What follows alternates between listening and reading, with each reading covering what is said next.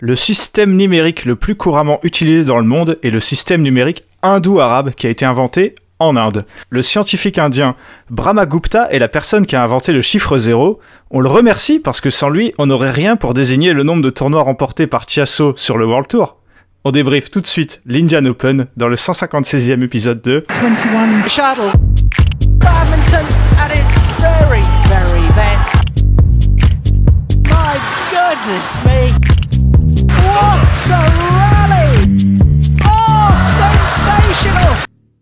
I'm the bad guy.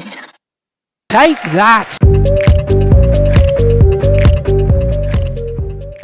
Salut Benoît, comment vas-tu ? Salut Ewan, bonjour à tous, très bien, sachez que j'ai écouté cette intro comme vous en direct et que ça me fera probablement le même effet qu'à vous. Bah, c'était facile, mais vous verrez quand on parle du double homme qu'au bout d'un moment ils tendent le bâton pour se faire battre nos amis malaisiens.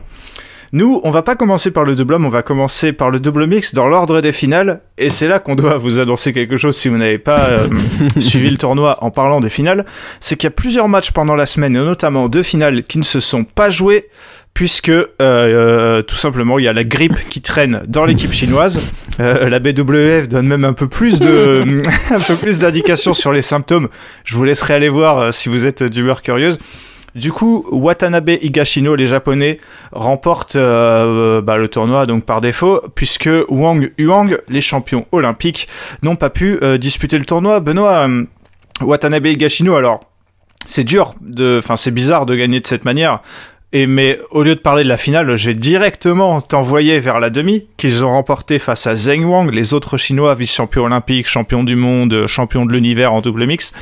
Les Japonais qui gagnent 21-18, 18-21, 21-14. Benoît, rien qu'avec ce match, on peut se dire que même s'ils n'ont pas joué de finale, ils ont pas volé leur titre, Watanabe et Higashino.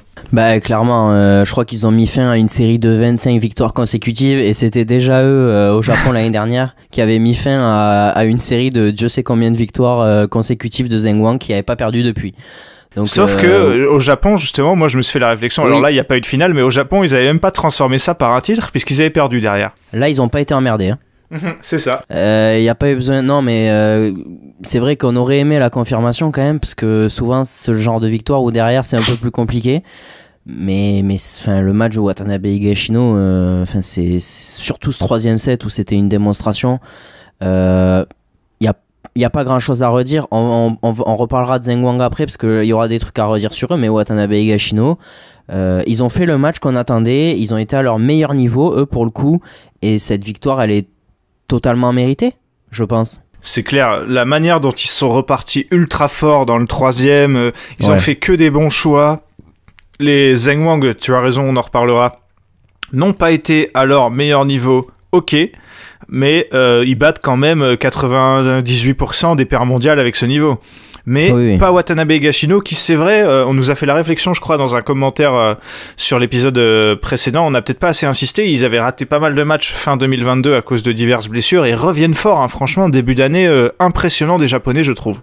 Bah carrément, de toute façon, déjà, on peut parler, peut-être pas forcément dans le contenu, ça n'a pas été le match le plus fou, mais c'est Oshae, là qui remonte à un classement qui à mon avis est de plus en plus réaliste par rapport à leur vrai niveau, mais c'est Oshae quand tu les prends en quart de finale d'un tournoi du World Tour et que t'es Watanabe Higashino, c'est très très loin d'être un cadeau, hein. Enfin faut se dire qu'il y avait trois paires pardon dans le même quart de tableau, enfin dans la même demi tableau, je vais y arriver, c'était quand même une partie très très relevée, hein. C'est clair, ils les battent déjà en quart la semaine dernière en 2-7. Ouais. Là, pareil, encore en 2-7. Franchement, c'est ultra propre, hein. C'est sérieux. C'est difficile.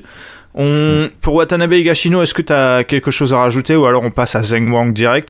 Bon, on peut passer à Zheng Wang, c'est compliqué en fait. Là, on parle d'une paire qui est titrée, mais en même temps qui est titrée sans jouer la finale. Donc c'est pour ça que c'est très particulier. On va parler de Zheng Wang puisque ils ont joué contre les Français Jikel Delru. Peut-être d'abord, avant de parler de ce 3e tour, est-ce que tu veux dire un mot des 2 premiers ? 2 matchs assez semblables pour Tom Jikel, Delphine Delru, qui ont dû batailler pour battre d'abord les Hongkongais Lee Henge 15-21, 21-13, 21-18, puis les Taïwanais Chang Li, 21-19, 19-21, 21-17. Pour le coup, Benoît, d'un côté, je te dis mon impression, d'un côté, je ne m'attendais pas à des tours aussi difficiles pour les Français, surtout sur le deuxième, mais à la fois, c'est peut-être le genre de match qui leur font du bien et qui leur ont fait du bien avant de jouer les Chinois. Je suis totalement d'accord avec toi. Déjà, il y a deux choses, c'est que ces deux paires, en tout cas Li Henge, c'est une paire qui arrive à peine sur le World Tour. Même si Li c'est pas un inconnu, quoi. Le mec a été top 10 même top 5 peut-être pendant un moment. Ouais, c'est ça. Et Chang Li, perso, je les avais vus jouer, je crois, en fin de saison dernière, mais c'était tout. Donc c'est des paires un peu pièges, mais en même temps, ça permet aussi d'asseoir cette place que tu as aujourd'hui dans le top 5 mondial. Et je trouve que c'est des matchs, comme tu l'as dit, qui vont te donner la confiance, même si c'est pas des paires du top 20. Et c'est quand même des paires asiatiques pas faciles à jouer, notamment Li Henge qui ont donné une vraie opposition au premier tour. Franchement, c'était très loin d'être gagné. Le deuxième, c'est pareil. Non, franchement, c'est pas des victoires faciles où Jikel Delru ont été mauvais, en fait, c'est pas ça. Non, et ce qui est bien, c'est que pour le coup, pas de craquage, rien du tout. Ouais. Les deux fois, ils font pas la différence très tôt dans le troisième, ils la font dans les 5 derniers points, quoi. Et ça, c'est bien, qu'ils sachent gagner ce genre de match. Même quand t'es chahuté, tu montres que c'est quand même toi le meilleur, et ça fait plaisir. Ouais, c'est ça. Après, c'est quand même à mettre en perspective de... s'ils avaient perdu là, tu leur tombes un peu dessus entre guillemets, mais c'est pas des matchs où on a besoin absolument qu'ils gagnent comme certaines défaites qu'on a eues auparavant. Mais c'est très bien quand même. Ah oui, non, c'est clair, il faut savoir les gagner. Exactement. Derrière donc, ils jouent Zheng Wang, les Chinois, et là, Benoît, première déjà pour la 6e confrontation, après donc 17 perdus d'affilée contre les Chinois, ils en gagnent un. Et avec la manière, 21-14. Derrière, ils perdent malheureusement 21-15, 21-12. Score que je trouve un poil sévère envers les Français. Ouais, t'es d'accord, Benoît ? Ah ouais, tout à fait. Qu'est-ce que tu retires de ce match où t'as perdu pour la 6e fois consécutive contre les Chinois, t'as pris un set pour la première fois, derrière... ils ont été bons et le score est assez sévère comme je le dis, mais est-ce qu'on s'est dit qu'ils allaient gagner ? Peut-être pas vraiment. Qu'est-ce que tu retires de ce match ? Plutôt du positif ou pas ? Du positif, oui, parce qu'ils ont été capables de jouer un très bon bat pendant 3 sets. En fait, on s'attendait pas à cette baisse de Zheng Wang. Enfin, on se doutait qu'elle pouvait arriver, mais pas sur ce tournoi, parce que sur les 2 premiers tours, vraiment, ils ont détruit Golai et Kusharjanto Kusumawati. Du coup, on se disait pas que Jikel Delru pourrait faire ce genre de match. Mais on a aussi vu la différence le lendemain, parce que je trouve que Jikel Delru ont fait un très bon match, relativement similaire à celui de Watanabe Higashino. Mais en fait, c'est là où le 15 et 12 dans le deuxième et dans le troisième est sévère. Relativement similaire, certes, mais tout en moins bien en fait. Parce que t'es pas capable de... Il manque ce petit truc pour conclure les points. Et même si je pense que Jikel Delru aurait mérité mieux sur ce match, il manque ce petit truc que Watanabe Higashino ont eu hier. Ouais, exactement. Je trouve que sur les 2 matchs, Zheng Wang ont été plutôt constants, c'est-à-dire pas mauvais, mais vraiment pas exceptionnels, surtout du point de vue de Zheng Ziwei, je trouve, qui a fait pas mal d'erreurs assez inhabituelles pour lui. Alors que Jikel Delru ont su l'exploiter un peu, mais finalement n'ont pas réussi à tenir le coup, alors que Watanabe Higashino, quand t'as Watanabe Higashino qui sont des très bons joueurs et qui en plus sont très intelligents, tes moindres erreurs tu les payes cash, quoi. Ouais, c'est exactement ça. Baisse d'intensité, peut-être baisse physique, enfin après je veux dire oui, je suis pas inquiet sur le fait que Zheng Wang vont encore marcher sur le circuit, tu vois, mais effectivement ça peut leur arriver. Enfin, faut se rappeler quand même que c'est des êtres humains. Ils sont, même si on a tendance à les qualifier de surhumains, ça peut leur arriver, voilà. Exactement. Alors ça c'était pour la partie haute du tableau, on va aller plus vite pour la partie basse, mais notamment Benoît, il faut qu'on s'arrête sur cette demi-finale remportée par les champions olympiques Wang Yuang contre les Coréens Kim Jae-hong, 21-19 au 3e, et je sais que tu m'as envoyé un message à propos de cette paire coréenne, Kim Jae-hong, qui j'ai cru comprendre t'as fait forte impression et a notamment tapé Poivarnokro, Taira Tanachai dès le 2e tour. Oui, je vais pas te mentir, c'était déjà le cas la semaine dernière. Et ils perdent en quart, mais c'est eux qui tapent Wang Wang au 2e tour, au 1er tour, je sais plus. Mais c'est eux qui tapent Wang Wang, ça y a pas de doute. Ils tapent Christian Senboye aussi. Je sais plus si c'est un premier et deuxième tour, enfin dans quel ordre, mais ouais, c'est une paire qui est en train de monter. Les deux, on les connaît puisqu'ils jouent en double homme et en double dame. C'est une paire très très très solide, vraiment. Qui est toute récente parce qu'ils jouent ensemble depuis moins de 6 mois, peut-être j'ai une connerie mais c'est à peu près ça. Et dans le jeu on voit qu'il y a du Seo Chae, mais moi je trouve presque en mieux, ou en tout cas du Seo Chae des débuts. Et pour moi sincèrement c'est une paire je vais être large, mais top 5 top 6 mondial. Ok, c'est intéressant. Moi, je t'avouerai que je les ai pas vus jouer, donc je vais pas me prononcer, récent, mais déjà pour une paire récente qui arrive à taper en 2 semaines 2 paires du top 4, c'est impressionnant quand même. Les Chinois la semaine dernière et les Thaïlandais cette semaine, franchement, c'est très très très très propre. Et ouais, j'attends de voir. Effectivement, les deux, on les connaît dans leur autre tableau. Kim, il joue avec Choi en double homme, et Jeong, elle joue avec un autre Kim, une autre Kim en l'occurrence, et c'est aussi une paire qui monte en double dame, donc c'est ultra prometteur. Et je pense que comme avec Seo Chae, je pense que Jikel Delru devrait regarder leurs arrières, quoi, parce que c'est une paire qui va monter vite, hein. Ben, c'est exactement ce que j'allais te dire, c'est que ça devrait arriver très vite puisque ils sont pas tête de série, mais de mémoire ils devraient pouvoir se jouer au deuxième tour la semaine prochaine en Indonésie tous les deux. Donc j'allais te dire justement que j'ai hâte de voir ça, parce que pour moi Kim Jeong en termes de hiérarchie mondiale ce serait la paire juste au-dessus de Jikel Delru, tu vois. Donc les deux ont des premiers tours accessibles en Indonésie, donc je vous en dis pas plus, mais je pense que ce sera un match à suivre s'il arrive. Ok, et ce qui va être intéressant, c'est que les paires avec lesquelles s'affrontait Jikel Delru récemment, je parle en termes de classement, les Tonlai, Golai, éventuellement Ellie Smith, c'est des paires qui avaient pas le potentiel de Jikel Delru. Alors que là, potentiellement, ils vont être au coude à coude avec une paire qui peut exploser autant qu'eux, quoi. Donc ça peut être voire plus. On ne sait pas. Ça peut être très intéressant. Ouais. Sinon, pas grand chose à redire dans cette partie de tableau. Christian Senboye qui ont été plutôt bons quand même. Ils ont battu Tang Tse en 2-7 et ils ont pris un set à Wang Yuang. Et à part ça, voilà, Tanlai, les Malaisiens qui aussi ont perdu dès le premier tour. À part ça, pas grand chose à dire. Benoît, qu'est-ce que t'en penses? Bah, on a vraiment un top 5, top 6 mondial avec les paires, Kim Jeong qui, je l'ai dit, ils sont pas classés aussi haut, mais globalement on a des Tanlai, des Tang Tse qui sont quand même, je dirais pas hors de forme, mais relativement moyens sur le début de saison, et je pense que ça assoit en même temps le classement de Tom Jikel et Delphine Delru, mais en même temps ça montre aussi que là, il y a derrière le top 4, top 5, il y a quand même des places à aller chercher. Et pour Jikel Delru, j'avoue que je suis assez curieux de ce qu'ils vont faire la semaine prochaine, parce que j'aimerais bien les voir contre des grosses paires qui ne sont pas Zheng Wang, tu vois, parce que là ça fait 2 fois d'affilée qu'ils perdent en quart contre la même paire.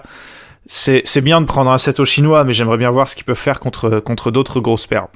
On passe tout de suite aux simples dames. I'm the bad guy.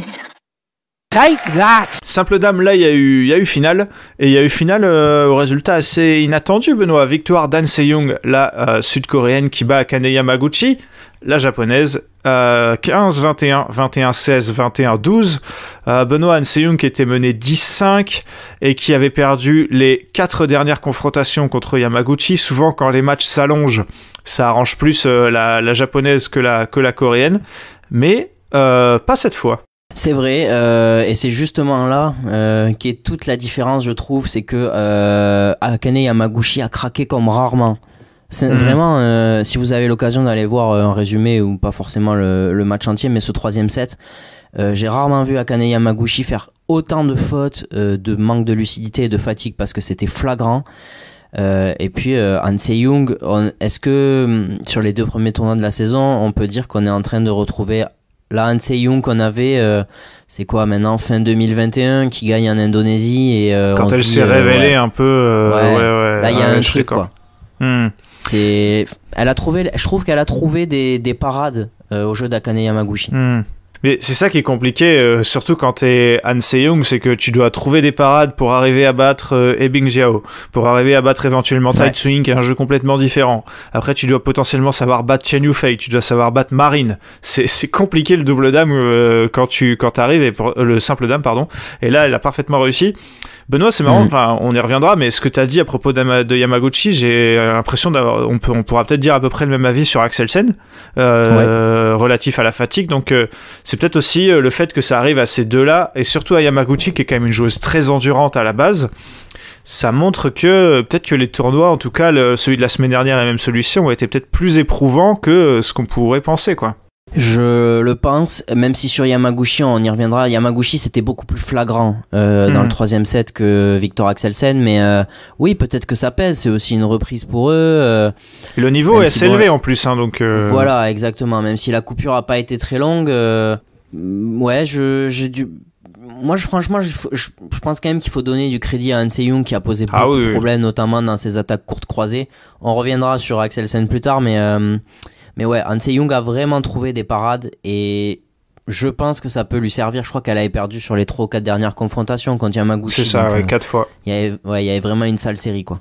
Et elle avait du mal globalement à battre les top 5 mondiales de façon globale ces derniers mois. Voilà. Alors, on va faire, faisons les têtes de série dans l'ordre. Yamaguchi, on en a parlé, défaite en finale.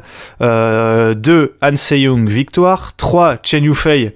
Malheureusement, un premier tour compliqué contre Michelle Lee, un deuxième tour beaucoup plus facile contre Saina Nehwal, qui pourrait arrêter d'ailleurs, Benoît, j'ai cru lire ça, je sais pas si c'est certain, mais en tout cas, ce India Open était sûrement son dernier. Derrière, il y a Chen Yufei, victime du virus qui a touché les Chinois et Chinoises et qui n'a pas pu disputer son quart de finale contre Kat Tong, donc, malheureusement pour elle, tête de série 4, Ebing Jiao, qui perd donc contre Han Se-young en demi.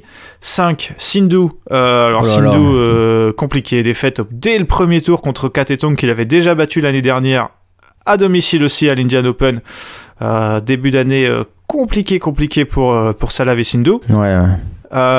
Et voilà, après je vais plutôt m'attarder sur Marine, puisqu'elle a battu notamment la tête de série 6 Intanon qui revenait par rapport à la semaine dernière, contrairement à Tai Tzu-Ying qui cette fois n'était pas inscrite alors qu'elle l'était la semaine dernière. Marine donc qui bat d'abord, elle a joué des anciennes gloires un peu, elle a joué Okuhara premier tour, elle gagne en 2-7, deuxième tour Intanon, elle gagne en 2-7, derrière elle perd contre Yamaguchi 21-17, 14-21, 21-9. Benoît, j'ai envie de dire, Marine, j'ai à peu près le même avis que la semaine dernière, c'est-à-dire, c'est pas trop mal. Pour l'endurance, on va repasser, mais à voir sur la durée, tu vois. Ouais, et écoute, moi j'ai un peu changé d'avis et je suis un peu plus convaincu par ton argument que la semaine dernière. Même si c'était contre Intanon qu'elle m'a fait la plus forte impression, c'est là que c'est peut-être à nuancer, parce qu'Intanon revenait, tu l'as dit. Je l'ai trouvé beaucoup mieux, moi, que je l'avais même peut-être la semaine dernière, tu vois, j'avais pas fait gaffe. Ouais, voilà, après c'est toujours le même débat, hein. Est-ce que c'est une top 10 mondiale aujourd'hui, est-ce que ça peut être plus, ce sera à voir. Elle a posé des problèmes à Yamaguchi qui, on l'a vu en finale, a complètement craqué. Est-ce que c'était que ça? Mais en tout cas, Carolina Marin refait des perfs parce que quart de finale sur un 750, même si je sais que c'est pas son ancien statut, elle en a besoin. Le truc, c'est que physiquement, imagine là, tu vois, elle gagne contre Yamaguchi. Si par exemple elle avait dû enchaîner derrière un match contre Chen Yufei et derrière un match contre Han Se-young, physiquement pour elle, ça va être très très dur de gagner 2-3 matchs d'affilée contre des joueuses comme ça, quoi. Oui, c'est sûr parce que ça l'use et beaucoup plus qu'avant en tout cas, et là où c'était sa force aujourd'hui, je dirais pas que c'est une faiblesse, mais ça allait beaucoup moins, donc c'est très trop compliqué. Quand Yamaguchi était pas en grande forme physique, on l'a vu, et pourtant sur un troisième set tu sens qu'il y a de la maîtrise face à Carolina Marin. Ouais, exactement. Benoît, pas de française, donc je dirais qu'on a à peu près fait le tour. Pas de française, et je te confirme qu'on a à peu près fait le tour. Je sais pas s'il y a quelqu'un sur qui tu veux revenir. Mia Bischfeld, pas spécialement. C'est un peu décevant sa défaite, non? un peu décevant, ouais, c'est le cas de le dire. Je sais plus si je t'ai envoyé un message. Je sais plus si je t'ai envoyé un message ou si j'y ai pensé très fort. Mais on loue c'est bonne. C'est pas, c'est un bon début d'année la semaine dernière. Et là, elle perd contre Sainan Nehwal qui est déjà en pré-retraite dès le premier tour. Ouais, c'est dur. Et même défaite également au premier tour pour Linn Kjærfeldt et Linn Kristoffersen, les deux autres danoises. Allez, on passe tout de suite au double dame. Aimez-vous le badminton? Il s'agit là d'un sport qui ne déçoit personne. Double dame, pas de finale. J'allais dire virus chinois, mais ça pourrait être mal interprété. Chen Jia qui n'ont pas pu jouer ce match qu'elle devait jouer contre Matsuyama Shida. Dommage, parce que j'aurais vraiment aimé voir ce match, et vu la semaine des japonaises, je les condamnais pas du tout pour le coup. Franchement, attardons-nous sur elle un moment. Benoît, Matsuyama Shida qui ont battu en remontant un peu Tan Tina, les Malaisiennes en demi, 14 et 16. Les sœurs Heimsard en quart, 16 et 13. Leur compatriote Fukushima Hirota, ancienne numéro 1 mondiale, au deuxième tour, 7 et 13. Et Baek Lee, les Coréennes, 16 et 17 au premier tour. Benoît, elles ont beau ne pas avoir joué de finale, elles l'ont clairement pas volé ce titre, elles l'ont gagné avec la manière. Hein. Ouais, elles ont eu un sale tableau, hein, parce que dès le premier tour, c'était pas cadeau. Et franchement, elles m'ont globalement fait forte impression. On est revenu sur Matsuyama Shida de l'année dernière, hein, très clairement. Et qui avait baissé de régime hein, depuis ce moment-là, quand même, c'était plus pareil. C'était plus pareil, mais sur ce qu'on a vu cette semaine, cette finale, numéro 1 contre numéro 2 mondial, globalement, autant derrière, je trouve qu'il y a débat. Jeong Kim qui monte, les autres coréennes, les deux paires, on va en parler, c'est moyen, voire je suis poli. Mais là, pour moi, les deux premières paires mondiales, il y a aujourd'hui, en tout cas, je trouve qu'elles sont à leur place et il n'y a pas trop débat sur leurs deux places, en tout cas. Non, c'est clair. Même si je pense que Chen Jia, évidemment, elles sont premières, elles ont une régularité que Matsuyama Shida ont du mal à trouver, parce que le niveau qu'elles ont cette semaine, elles l'avaient pas tout le temps. Mais cette semaine, elles m'ont fait forte impression. Moi, franchement, j'ai vu notamment leur match contre Tan Tina, qui se sont pris un mur et qui se sont fait agresser surtout pendant. Elles ont passé un sale moment, hein, les Malaisiennes. Elles ont été sur la défensive tout le temps. Elles se sont fait pilonner par les Japonaises. Hein. Ouais. C'est waouh. C'est franchement Matsuyama Shida, pas forcément la paire qui me fait le plus kiffer avoir joué, je vais pas vous mentir, mais impressionnante malgré tout. Franchement, pas mal. Derrière, donc j'ai parlé notamment de Tan Tina qui était tête de série 8. On a finalement Chen Jia en plus qui, Benoît, ont eu un parcours assez difficile. Hein. Elles perdent 1-7 au premier tour contre Paesampran, Supajirakul, les Thaïlandaises. Contre leur compatriote Zhang Zheng, dont on parle quasiment pas, les jeunes chinoises, elles gagnent 23-21 au troisième set en quart. Voilà, derrière Jeong Kim, elle, on en parle de plus en plus quand même, gagne 3 matchs très facilement avant de perdre contre Chen Jia en demi. Benoît, Stoeva Time, victoire facile contre les deux européennes, Birch Smith au premier tour. Derrière, victoire contre les têtes de série 5 quand même, Kititarakul, Prajongjai 17 et 15. Alors bon, les auditeurs qui connaissent bien le podcast savent ce qu'on pense de cette paire thaïlandaise, Benoît, mais on a beau dire ça, il y a 4 mois, les Stoeva, elles ne gagnaient pas ce match. Hein.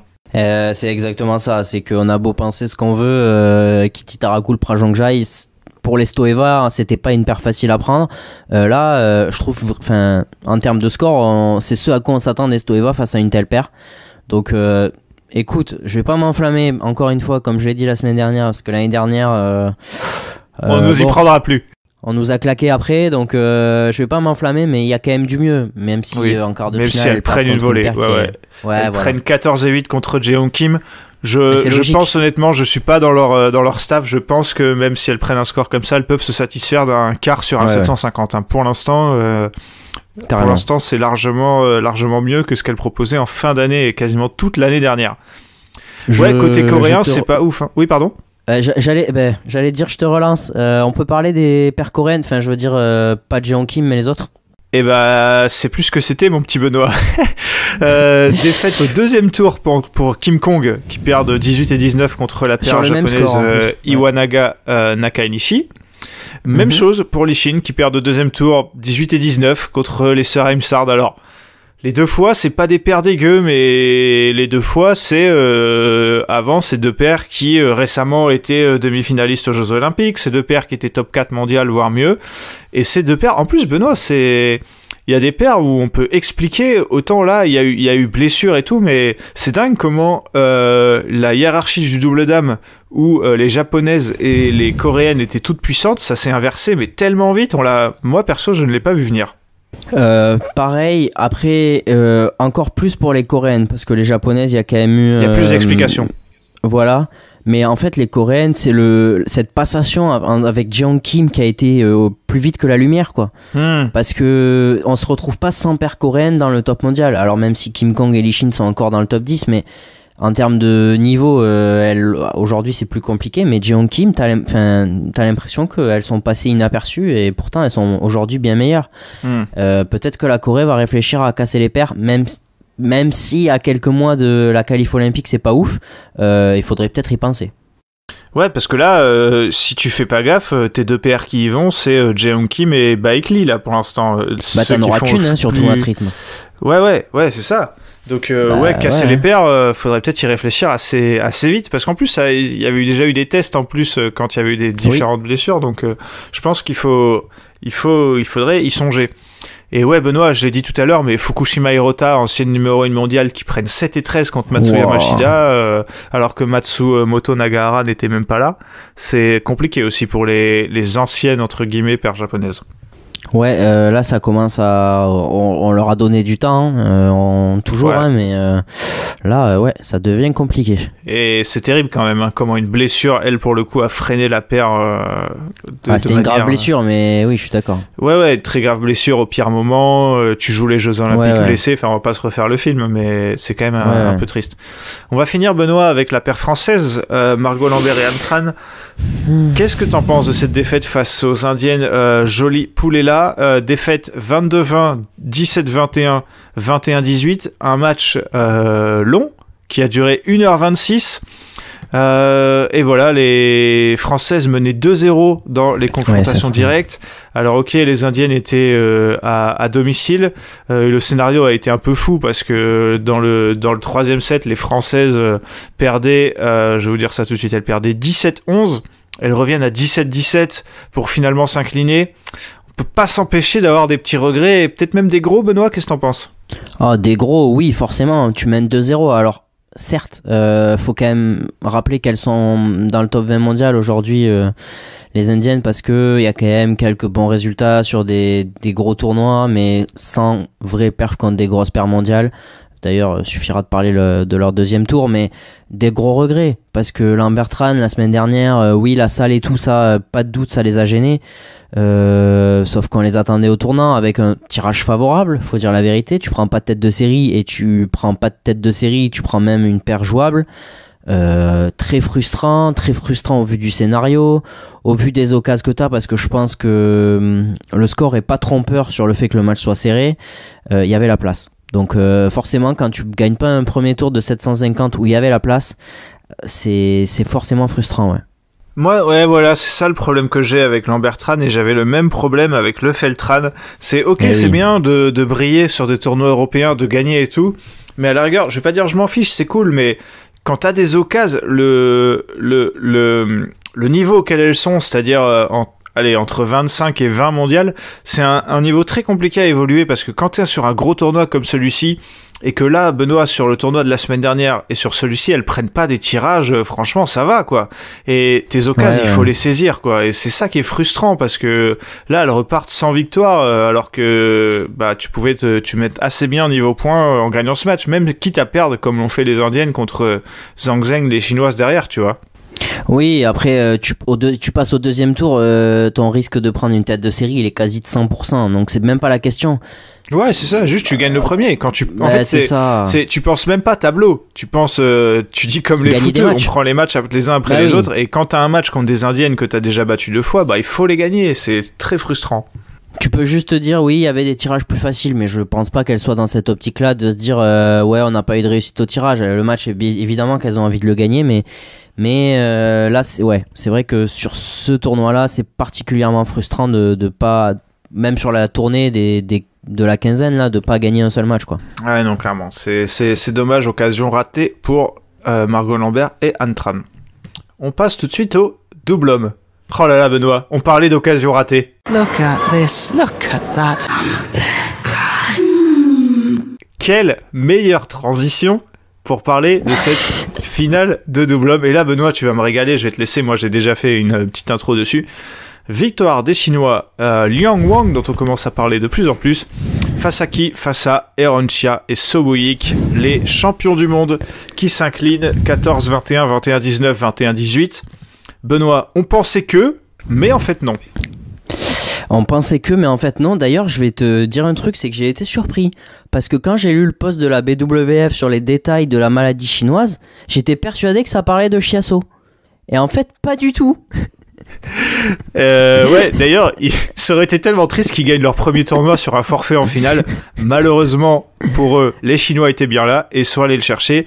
J'ai envie de dire à l'expérience, Benoît, puisque c'est une paire qui débarque contre une paire qui est déjà là sur le circuit depuis super longtemps. Oh, je vais m'énerver. Ah, non, c'est... Alors, je pense qu'il commence à y avoir la peur de pas gagner un tournoi sur le circuit. En fait, la peur de gagner, tout simplement. Mais non, mais je me demande parce que ils étaient... Alors, ils lâchent le deuxième set, mais en même temps, tu te dis, ils peuvent le prendre. Et puis, dans ce troisième, ils mènent largement. Et au-delà de mener largement, ils sont sous l'eau, les Chinois. Ils mettent plus un pied devant l'autre. Et j'ai pas compris ce qui s'est passé. Franchement, j'ai pas compris. Chiasso, je sais pas, dans la tête, il y a forcément un truc qui se passe parce que dans le jeu, autant le deuxième, bon, c'était plus ou moins équilibré. Liang Wang font un globalement bon set, même si c'est pas leur meilleur match de la semaine, mais dans ce troisième set, ils sont dominés jusqu'à 13-8 ou je sais plus combien je te disais tout à l'heure en off. Mais jamais ils doivent le perdre. Enfin, en tout cas, pas en s'éteignant comme ça. Et puis tu sens qu'ils arrivent pas, quoi. Ils y arrivent plus. En fait, elle est tellement étrange, cette paire. Genre, je les condamne en demi-finale quand ils perdent le premier set contre Alfian Argento 21-11 et que les mecs sont pas là. Au final, ils gagnent le match. Et donc, quand tu penses qu'ils perdent, quand tu penses qu'ils vont perdre, ils gagnent. Et après, quand tu penses qu'ils vont gagner en finale, ils s'éteignent contre des Chinois de 21 piges, 22 piges. Enfin, c'est ouf. C'est dingue, quand même. Contre Alfian Argento, puisque tu l'as lancé, on peut trouver des circonstances atténuantes, même si ça enlève rien au match de Chiasso, parce qu'ils se sont réveillés, tu l'as dit, mais Alfian Argento, physiquement, on a senti qu'il payait un peu. Mais là, Chiasso m'explique pas que... Enfin, allez vous faire un avis, si vous êtes... Peut-être vous serez pas d'accord, mais on voit qu'il y a eu... C'était pas physique, c'était un aspect mental, quoi. Ils avaient le match en main et on voit qu'ils craquent. La demi-finale, c'est un peu différent. Et Benoît, donc on a pas mal parlé des finalistes, mais parlons un mot des vainqueurs qui étaient finalistes la semaine dernière, donc ils font un début d'année ultra solide. On parle de Chiasso qui n'ont jamais gagné de tournoi, c'est déjà le deuxième 750 de la jeune carrière de Liang Wang puisqu'ils avaient gagné le Japan Open l'année dernière. Franchement, moi les mecs m'impressionnent parce que à part le deuxième tour où ils ont joué les Indiens Garaja Panjala, sinon ils ont pas joué des peintres cette semaine. Hassan Setiawan au premier tour, troisième tour Gideon Sukamulio, quatrième tour Kang Seo et donc Chiasso, franchement il m'impressionne de maturité, les mecs au filet ils sont vraiment excellents. Franchement je suis très très impressionné par ces Chinois. Bah écoute, pareil, impressionné et puis globalement, moi je prends du plaisir, quoi. Vraiment, c'est sympa. Ouais. Après on l'avait dit l'année dernière un peu en début d'année et ils avaient eu un peu de mal à confirmer, mais j'ai quand même l'impression que là, le palier qu'ils avaient du mal à passer, parce que c'est vrai que c'était une paire toute nouvelle, c'était des juniors, donc là j'ai quand même l'impression que ce palier ils l'ont passé ou en tout cas ils sont en train de le passer avec brio. Ils étaient au port du top 10 mondial je crois la semaine dernière. Là ils vont y rentrer, je veux pas dire une connerie mais ils vont y rentrer très probablement en tout cas. Honnêtement on disait Liu Hu je sais pas quoi est-ce que Liang Wang ils peuvent pas prétendre à cette première place de pas mondial, c'est peut-être un peu tôt, mais première place au moins au ranking chez les Chinois, tu vois. Ouais, c'est ça qui est ouf, c'est que on se disait absolument pas ça après les finals remportés par Liu Hu, tu vois. Genre c'est dingue. Alors que là les Chinois, Liu Hu en tout cas les plus expérimentés, ils commencent l'année un peu plus tranquillement, disons. Alors que là, Liang Wong, eux, ils partent comme des balles, et franchement, ouais, je suis assez d'accord avec ce que t'as dit, surtout qu'il y a de la densité dans ce tableau, mais pourtant, eux sont vraiment très, très, très, très bons. Ça fait combien de temps que la Chine n'a pas eu de paire à ce niveau ? Sérieusement ? Parce qu'il y avait Li Liu, mais ils ont toujours peiné à trouver cette deuxième paire. Hein. Ouais, exactement. Ils ont fait des tests par des mecs qui n'étaient ni très forts, ni kiffants à avoir joué. Véritablement, je parle des Ezu, Rentan, maintenant c'est Ethan, puisqu'ils ont fait des changements. Finalement, ça n'a jamais vraiment fonctionné, maintenant. Cette affaire. Oui, c'est Rentan et Ezu maintenant, c'est ça ouais, c'est ça. Et c'était... Anzu. C'est ça. Et ouais. Exactement. Ouais. Donc, c'était des joueurs moyens, faut dire les choses. Et est-ce que finalement, cette deuxième paire, première bis, parce que je pense qu'il y aura débat, elle vient de chez les juniors, quoi, pas des joueurs que t'avais déjà ? Bah ouais, c'est ça qui est dingue, c'est que t'as beau faire des changements tant que tu veux, c'est une paire qui sort entre guillemets de nulle part, qui perf. Donc franchement, ouais, c'est très très très, c'est impressionnant.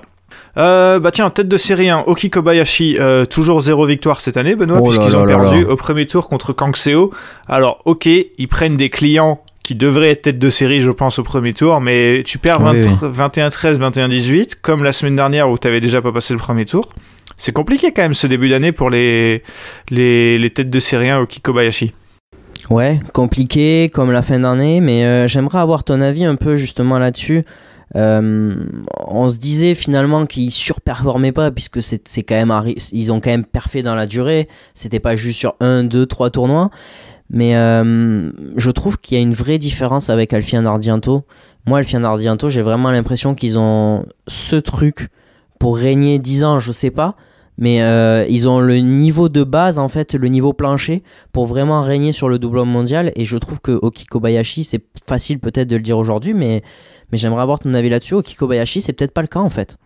Bah moi en fait, là où je me retrouve un peu dans ce que tu dis, c'est que Alfian Ardianto, ils arrivent à gagner des matchs en étant mauvais. C'est ça. Au moins bon. Alors que Oki Kobayashi, t'es moins bon, tu passes pas. Même si pendant un moment, je sais pas si tu te souviens Benoît, ils avaient des trucs où ils étaient un peu en dessous et ils s'en sortaient toujours à la fin, genre tu sais 22-20 au troisième et tout. Là, ça ne passe clairement plus. Hein. Là, tu passes pas le premier tour. Encore une fois, Kang Seo, c'est quand même pas n'importe qui. Les mecs font demi derrière. Mais ouais, c'est pas un cadeau, tu l'as dit, t'avais raison, ça, c'est sûr.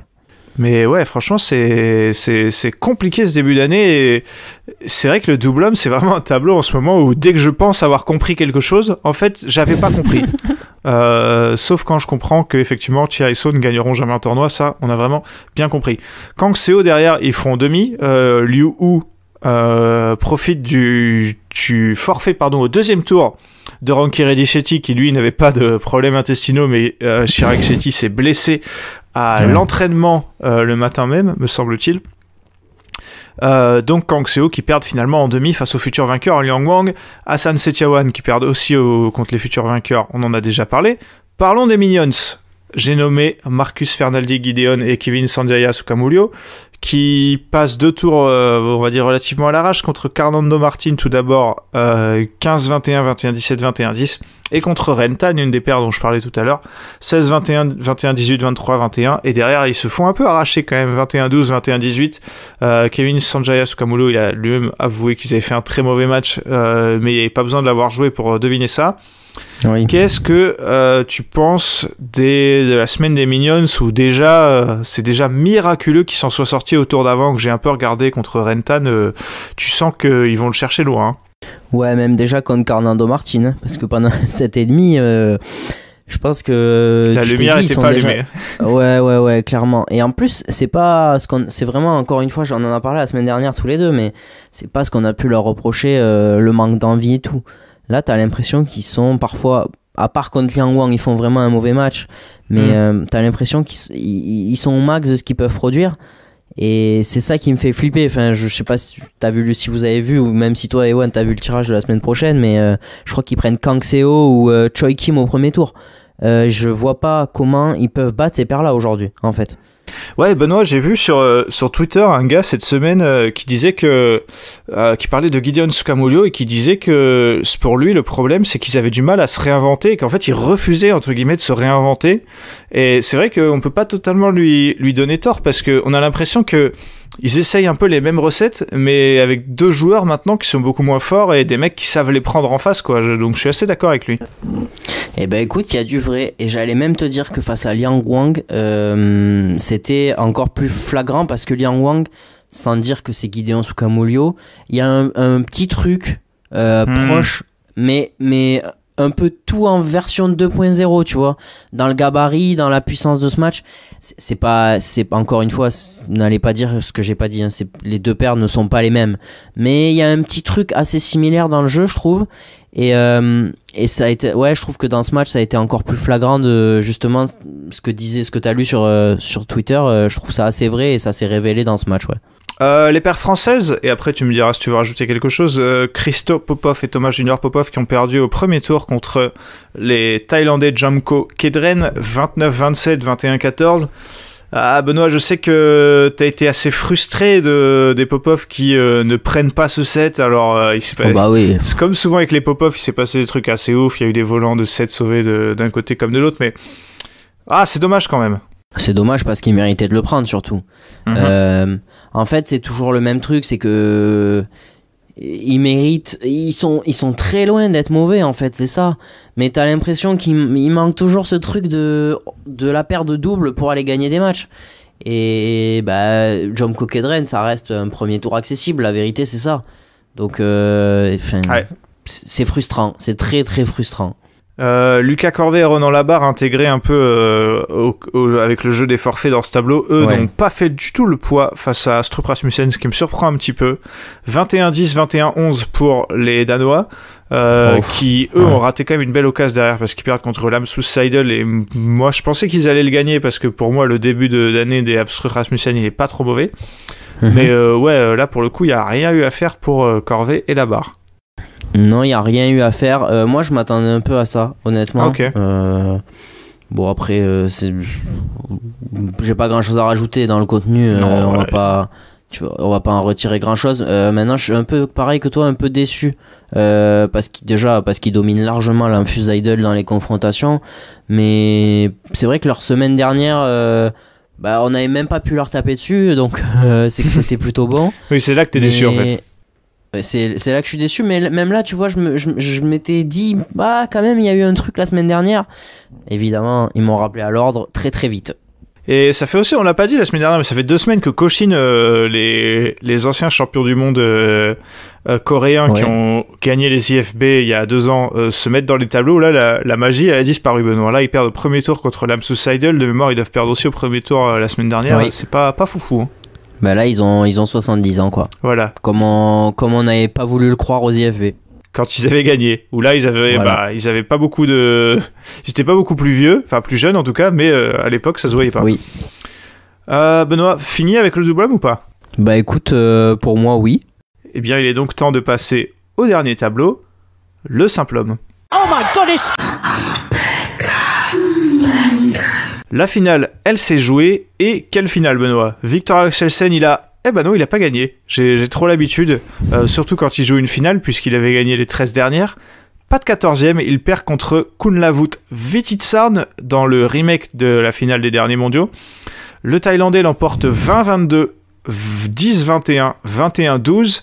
Benoît, un match où il s'est un peu tout passé. Est-ce que tu peux nous décrire un peu ce match et ton état d'esprit quand tu l'as regardé ? Est-ce que, comme moi, tu as pensé que Axelsen avait fait le plus dur quand il revient et qu'il a même un volant de set dans le premier ? Est-ce que tu pensais qu'il avait finalement fait le plus dur quand il gagne le deuxième et qu'il est au contact au début du troisième ? Moi, jusqu'au bout, j'y croyais pas. Tant que le dernier volant était pas tombé, je pensais encore qu'Axelsen allait gagner. Ouais, globalement comme tout le monde, de toute façon il perd tellement peu que forcément on a tous vu ce scénario, et même à 22-20 au premier, je crois c'est toi qui me dis c'est bon, maintenant Vitisarn il peut prendre 11-9, il prend 10 au deuxième, je pense qu'on n'est pas loin de tous penser la même chose. Et en fait Vitisarn lui aussi, comme la comparaison est assez juste avec Han Se-young, même si Han Se-young a déjà su battre Yamaguchi par le passé, Vitisarn a trouvé des solutions. Alors Oui, peut-être Axelsen était diminué, je l'entends, il déclare forfait en Indonésie, mais Vititsarn, il a joué 3h30 contre Naraoka la semaine dernière en demi-finale, donc globalement, Naraoka a pas beaucoup moins joué, enfin Vititsarn, pardon, a pas beaucoup moins joué qu'Axelsen sur les 2 premières semaines. Et Benoît, surtout, c'est assez ouf Enfin, Axelsen, il allait finir par perdre, ça c'est certain, mais moi je pensais pas qu'il allait perdre contre Vititsarn, où ils avaient déjà joué 6 fois. Et c'est même pas que Vititsarn n'avait même pas gagné, c'est même pas qu'il avait pas gagné de 7, c'est qu'il n'avait jamais mis plus de 16 points dans le même set. C'est dingue qu'il arrive à gagner celui-là. C'est absolument dingue, en plus au vu de ces 2 dernières semaines, on va parler de la semaine de Vititsarn après, mais quand tu vois qui bat et quand tu vois la semaine dernière pareil, tu te dis que ça va faire comme Naraoka, ça va arriver en finale et ça va exploser. Non, vraiment, il a trouvé des solutions, moi je l'ai trouvé intéressant, vraiment. Alors... finalement peut-être avec une tactique moins prononcée que certains face à Axelsen, mais n'empêche que ça a eu le mérite de fonctionner et écoute, je trouve qu'il faut lui rendre hommage parce qu'en vrai la nouvelle génération, on en parlait en off, je sais pas ce que tu vas me dire là devant, tu vas nous dire ce que t'en penses, mais le salut il est en train de venir de Vititsarn et de Naraoka un peu finalement quoi. C'est clair, pas les joueurs les plus flamboyants. Non. Mais ça c'est impressionnant. Je trouve que Vititsarn il a été très intéressant contre Axelsen notamment. Je trouve qu'il a pas eu peur de lever parce qu'en fait Axelsen peut-être parce qu'il était moins affûté physiquement que d'habitude, était pas assez sur ses appuis pour mettre des smash. Souvent il était très très très sur le reculoir et du coup il pouvait pas allumer. Donc Vititsarn s'est très bien servi de ça. Il a pas hésité à aller se matcher dans les couloirs. Enfin, près des couloirs, près des lignes, alors que y en a certains qui se disent contre Axelsen, avec l'allonge qu'il a, ça sert à rien, de toute façon il va les reprendre. Lui, il a pas hésité et ça a marché. Peut-être encore une fois parce qu'Axelsen avait le petit deuxième de seconde qui lui manquait pour finir. Mais ouais, franchement, il a forcé Axelsen à bouger, les défenses courtes croisées. Il a beaucoup forcé Axelsen à se déplacer. Alors, il se déplace très bien, mais je pense qu'il a trouvé quelque chose qui a en tout cas marché aujourd'hui. Voilà, semaine de Vititsarn, Ginting en demi, on y reviendra, Lokinyu en quart, Antonsen en 8ème et Nge Kalong au premier tour. Franchement, pas une semaine de vacances pour le triple champion du monde junior. Allez, tiens, je vais m'attarder sur cette demi contre Anthony Ginting. Un modèle de tout ce qu'il ne faut pas faire dans un match. Ça a été réalisé par notre ami indonésien qui menait au premier set. Alors, combien il menait, Anthony ? Il menait 11-6 à la pause, même 12-6 après. Grosse série noire. Après, où il perd plein de points et il se fait vraiment dominer. Il passe notamment de 15-13 à 19-13. Derrière, il revient. On pense que finalement il s'est mis dans le bon sens. Il sauve 6 volants de 7 avant de le perdre. Dans le deuxième, rebelote. Il mène 13-8 et il mène même après 15-13. Et quand tu mènes 15-13, Benoît, normalement, et je dis bien normalement, tu ne perds pas 21-15 derrière. Ouais, normalement. En fait, au-delà du premier set qui est serré, bon, ok, il a été devant et tout, mais ce deuxième set, il prend combien 11-1, c'est 11-1 et 13-2. Ou 11-1 ou 13-2, je vous laisse choisir la stat qui est la plus catastrophique, mais c'est pas possible en fait. C'est pas possible. Ça peut pas. C'est une. Enfin, ouais, tu l'as dit, hein, c'est un exemple de gestion calamiteuse de match, quoi. En fait, moi, ouais, exactement. Moi, j'en rigole, mais ça me saoule, en fait, parce qu'Anthony Ginting, il a 26 ans, c'est plus le jeune premier qui débarque sur le circuit. Il joue contre un mec, en l'occurrence, qui est beaucoup plus jeune que lui. T'as pas le droit de faire ce genre d'erreur. Enfin, au bout d'un moment, il faut savoir gérer un match. Par exemple, Vititsarn contre Axelsen, quand il capte que le deuxième c'est mort, il le prendra pas, il lâche totalement pour repartir très fort au début du troisième. Enfin, et ça, n'importe quel D9 l'a déjà fait en tournoi. C'est pas sorcier. Ginting, il ne sait pas gérer un match. Le mec, il a des temps forts où il allume tout, et après, il a des temps faibles où il perd 10 points d'affilée. Enfin, c'est pas possible. C'est pas possible. Lui, qui était quand même beaucoup plus intelligent que Christie à la base dans son jeu, je parle dans le jeu, hein, maintenant, est largement pire. Franchement, quand tu vois ce que Christie a fait en quart, où lui a très bien géré son match pour le coup, franchement, Ginting, il commence un peu à me saouler. Voilà, je le dis. C'est dommage parce que il a vraiment des traits forcés. Lui, il a la capacité pour moi d'embêter Axelsen, mais bon.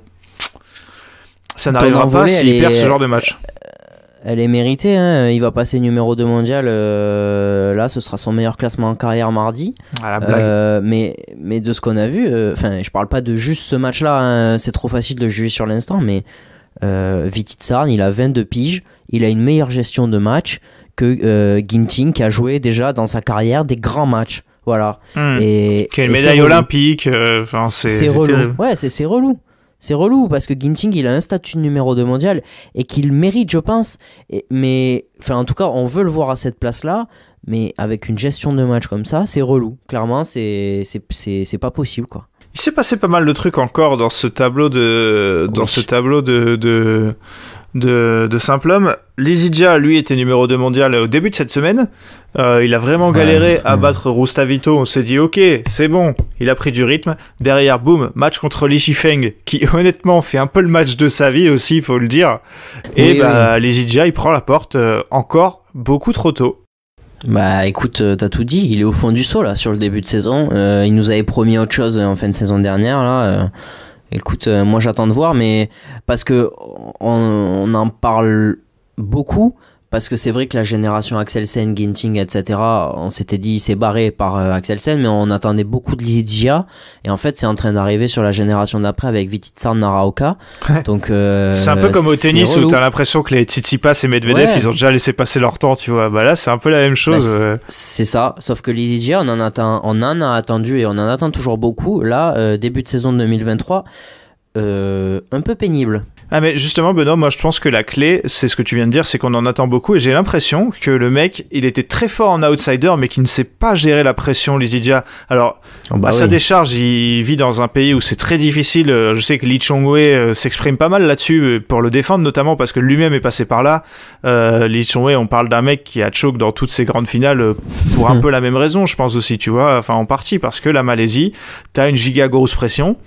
Lizidja, il est passé de je suis pas mauvais à je gagne les All England, je suis le successeur de Lee Chong-wei, et j'ai l'impression qu'il le vit très très mal, Lizidja, en tout cas. Enfin, je sais pas s'il le vit mal, mais sur le terrain, ça lui pèse, je pense. Ouais. Alors que lui qui, en plus, je finis, mais lui qui avait un jeu qui faisait plaisir à voir parce qu'il était justement très décomplexé. T'avais l'impression que le mec ne pensait vraiment à rien, il tentait des coups un peu improbables, il mettait des grosses mines. C'était le gars, pas qu'il réfléchissait pas, mais qu'il avait un jeu justement rafraîchissant. Maintenant, ça s'est un peu disparu et le mec est rentré dans le rang modèle géant. Voilà, pardon, je te laisse continuer. Non, après, faut pas juger que sur début 2023, mais c'est un constat sur les derniers mois là. C'est clair. C'est sur les 2 derniers mondiaux, on attendait beaucoup plus, on n'a pas eu ce qu'on voulait, et je pense que lui non plus. Il y a un statut qui est difficile à assumer. Après, encore une fois, Víti Tsarn, Naraoka, on en parle début 2023 et tout. Ok, c'est cool. Assumer un statut comme celui de Lizidja, ils l'ont pas encore fait non plus.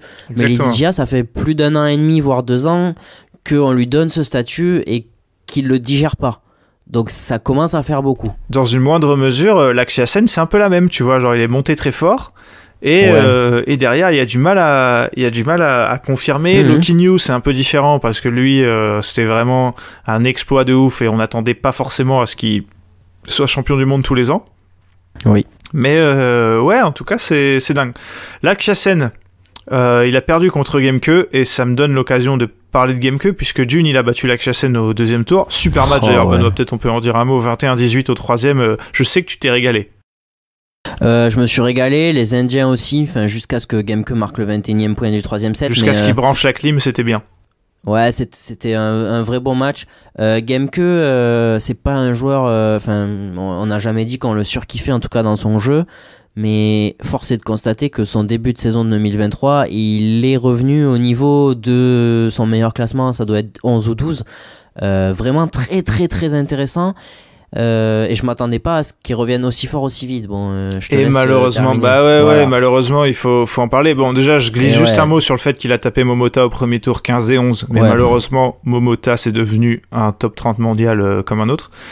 Oui. Mais surtout Gemke qui se pète contre Victor Axelsen, il perdait 16-8, mais surtout il se blesse visiblement assez gravement. Alors c'est compliqué parce que il y a eu on a lu que c'était le genou, finalement c'était le tendon d'Achille, finalement ce ne serait ni l'un ni l'autre, mais un peu moins grave. En tout cas, il est sorti en pleurs, et franchement il fait de la peine Gemke, parce que il a passé une année 2022 calamiteuse à cause de blessures à répétition. Là, il revient à un niveau très intéressant la semaine dernière et cette semaine. Déjà 2 fois il joue Axelsen, mais ça on s'en fiche un peu, mais surtout qu'il se répète là alors que la qualif olympique arrive dans 3 mois. Et que pour moi, vu les dynamiques actuelles, il avait une carte à jouer. C'est dur pour lui. T'as tout dit. En fait, on s'attendait pas à ce qu'il soit si bon début 2023. Antonsen n'était pas trop mauvais. On pouvait s'attendre à pire, mais il était au-dessus, je pense, et il avait sa carte à jouer, comme tu l'as dit. Là, avoir la durée, la longueur de sa blessure, la durée d'absence, on sait pas. En fait, on sait rien. Mais toujours est-il que Gemke, que ce soit musculaire ou osseux, il est fragile. Le constat clair. Est là, quoi. C'est terrible. Après lui, pour le coup, et autant je trouve que Antonsen sur les dernières années, il a assez forci. Lui, je trouve qu'il reste assez fin quand même, Gemke. Je trouve qu'il est. Je veux pas faire de la médecine à 2 balles. J'y connais rien, hein, mais en tout cas, force est de constater que tu as totalement raison. Il est fragile, Gemke. Et là, pour le coup, c'est pas de chance. Axelsen. Je vais même pas parler de son match. Je sais même pas pourquoi j'ai regardé sa demi contre Christie. Je sais pas pourquoi. Je me suis imaginé que Christie pouvait faire quelque chose. Il a pris 6-12. Je me suis dit, ok, j'ai perdu mon temps. Par contre, le match qui était assez sympa, c'était son 2e tour face à Shiyushi. Victoire 21-16, 16-21, 21-9. Alors, Shiyushi, il a un peu explosé. Et c'est terrible parce que 21-9, ça paraît ultra dur. Genre, il y avait encore un peu un match, tu vois, au 3e set. Genre, ouais. Mais pourtant, tu manges 21-9. Carrément. Alors, c'est vraiment dur. Mais des choses intéressantes. Et on va dire le Shiyushi 2.0 qui revient de suspension, c'était son premier match contre Axelsen. Au total, c'était la 8e confrontation. Mais en tout cas, ça nous montre que potentiellement, moi j'avais hâte de voir ça parce qu'il y aura peut-être quelque chose à faire pour lui face à Axelsen. Eh ben écoute, je te rejoins, j'ai pas changé d'avis non plus sur ce point, et d'autant plus que Shiyushi est le seul à avoir pris un set à Viktor Axelsen sans aucune strat. C'est-à-dire que Shiyushi s'est dit, j'en ai rien à foutre, je joue mon jeu. En fait, on a vu un Shiyushi de d'habitude. Ouais, je suis assez d'accord avec toi. Ouais. Il n'y avait pas de plan anti-Axelsen spécifiquement. Non, c'était son plan de jeu. Alors, je vous laisse juger si c'est bien ou pas. N'empêche qu'il a pris un set. Est-ce que ça suffit pour battre Axelsen ? Je suis pas sûr. Mais en tout cas, on se dit qu'il y a une marge pour battre Viktor Axelsen pour lui, en tout cas, puisque il n'a pas vraiment appliqué de plan tactique anti-Axelsen. Ouais. Voilà, et moi je suis totalement d'accord avec toi. C'est surtout ça qui m'a intéressé malgré le fait qu'il ait perdu, c'est que contrairement à Vititsarn ce dimanche, ou à Lokinyu au Denmark Open, ou à qui d'autre l'a battu, Naraoka qui a failli le battre. Je me dis, Shiyushi, c'est pas le mec qui va te le faire qu'une fois, tu vois. Je pense qu'il est capable de répéter ce genre de perf contre Axelsen et potentiellement lui poser des problèmes sur la durée et pas une fois par an comme le font certains, tu vois. Même si, attention, alors je ne retire rien du tout pour ceux qui l'ont battu, c'est un véritable exploit maintenant de battre Axelsen. Mais moi je me dis, un mec où Axelsen, quand il va le jouer, il se dit ouais là je peux potentiellement me faire sortir, bah ça fait plaisir et j'espère que Shiyushi pourra répéter ce genre de perf, je l'en crois capable en tout cas. Christie, sacré match contre... c'est dur à dire. Sacré match contre Xu Tianchen, où il gagne 22-20 au 3e. Juste, je m'y attarde vite fait parce que je l'ai vu. Et jusqu'au bout, j'ai cru que ça allait tourner dans le sens de Xu Tianchen parce que les matchs en 3-7, déjà, Xu Tianchen, j'ai vu une petite stat, c'est lui qui en a joué le plus à l'année 2022 et vu son style de jeu, c'est même pas étonnant. Et souvent, il les gagne. Et souvent, quand il gagne 20-18, il lâche pas ce genre de match, Xu Tianchen, mais là, il est passé de 20-18 à 20-22.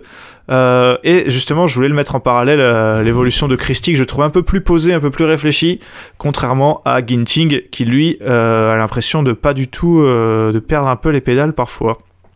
Oui, et dernier match, on va pas faire durer ça 1000 ans, mais dernier match avant de passer aux Français, le Naraoka Lokinyu quand même, Benoît, puisque Naraoka c'est quand même notre finaliste de la semaine dernière et notre homme fort des 3-4 derniers mois.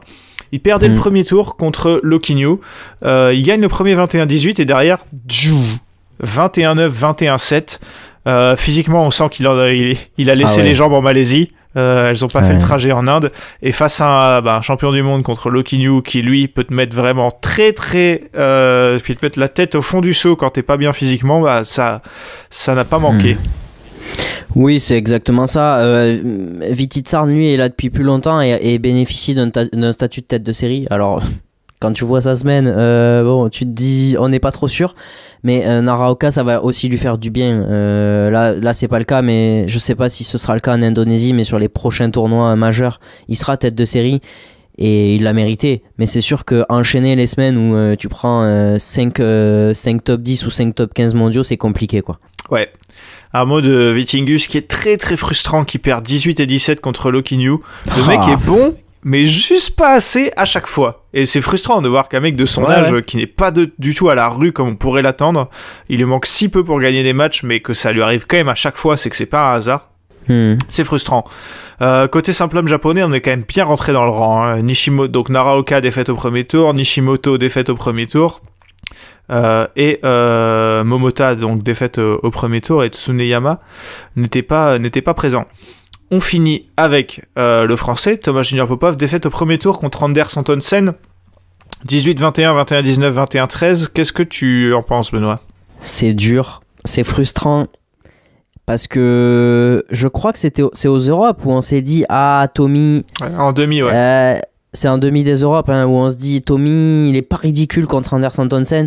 Et c'était le Anders Antonsen pré-blessure. Donc, pas celui qui avait joué un match en 6 mois. Voilà. Je me suis fait la même réflexion. Honnêtement, il y a. Et là, sauf que la différence, c'est qu'il lui prend un set. Il y a vraiment quelque chose. Alors, c'est un profil de joueur qui l'embête moins, peut-être. Mais s'il n'y a pas ce petit manque de lucidité dans le troisième, il y a vraiment la place d'aller chercher un vrai exploit, ouais. Ouais, et c'est un peu le moment pour le prendre, parce que ça m'étonnerait qu'Anders Antonsen, là, j'ai l'impression qu'il est quand même sur la pente ascendante, le copain, là. Donc, c'était le moment. Pour moi, c'était clairement le moment. Après, potentiellement, tu faisais rien face à Viti Tsarn, mais au moins, c'est un peu comme Lambertran. Au moins, tu passais ce premier tour. C'est un tirage dur, quand même. Ouais, oui, clairement. Le Anders Antonsen plus tête de série, il est dur à prendre. Hein. Ginting a aussi galéré la semaine dernière. Benoît, je pense qu'on en a fini sur le simple homme. Petite question juste avant qu'on termine. Comment tu interprètes le fait qu'on se disait que les 5 numéros 1 mondiaux de tous les tableaux avaient gagné la semaine dernière ? Aucun ou aucune n'a gagné cette semaine, c'est quand même assez étonnant. Axelsen et Yamaguchi ont fait finale, d'ailleurs Chenji a aussi, mais ils n'ont pas pu la jouer. Les 5 étaient en demi quand même. Ouais, mais est-ce que pour toi c'est genre passager ? Est-ce que tous ces gens-là, ils en ont laissé beaucoup en Malaisie et au final ça ne va pas être sur le reste de la saison, ce sera pas révélateur, ou alors tu vois un petit truc comme quoi il va y avoir de la concurrence dans certains tableaux cette année. J'imagine, ce que tu vas me dire, c'est que ça dépend fort des tableaux finalement. Ça dépend fort des tableaux, il va y avoir de la concurrence, mais n'empêche le fait qu'on les ait eu tous gagnants la semaine dernière et tous en demi, certains n'ont pas pu défendre leur chance en finale cette semaine, je trouve quand même que ça veut dire que les numéros 1 mondiaux sont à leur place. Après, être numéro 1 mondial, ça veut pas dire gagner toutes les semaines, c'est pas Victor Axelsen ou Zheng Wang, tu vois, enfin je veux dire, faut remettre en perspective. C'est clair qu'on vit là ils nous remettent dans un truc un peu plus normal, on va dire, quoi. Ils ont tous gagné la semaine dernière, ils font tous demi minimum cette semaine. Je dirais pas non plus que les numéros 1 mondiaux ont tous perdu au premier tour, tu vois. Non, mais c'est une très bonne réponse. À marquer d'une pierre blanche, une semaine où Zheng Wang et Axelsen étaient engagés et aucun ne soulève un trophée.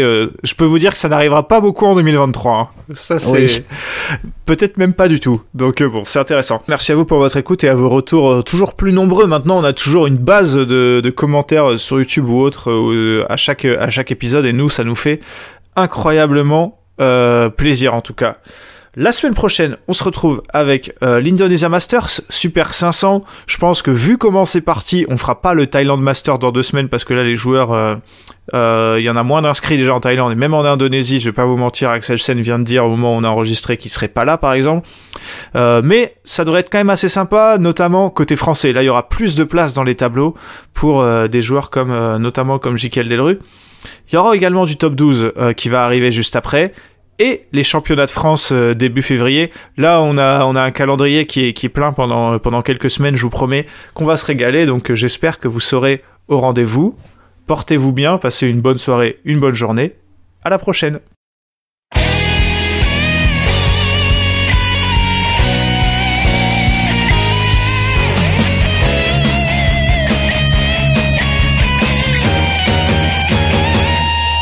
散发我们激情的节奏，把那束缚抛开的时候，共同感受这片天空带给我们的自由，挥动你我坚强的双手，努力奔向成功的尽头，我们的梦握在手中，绝不等候。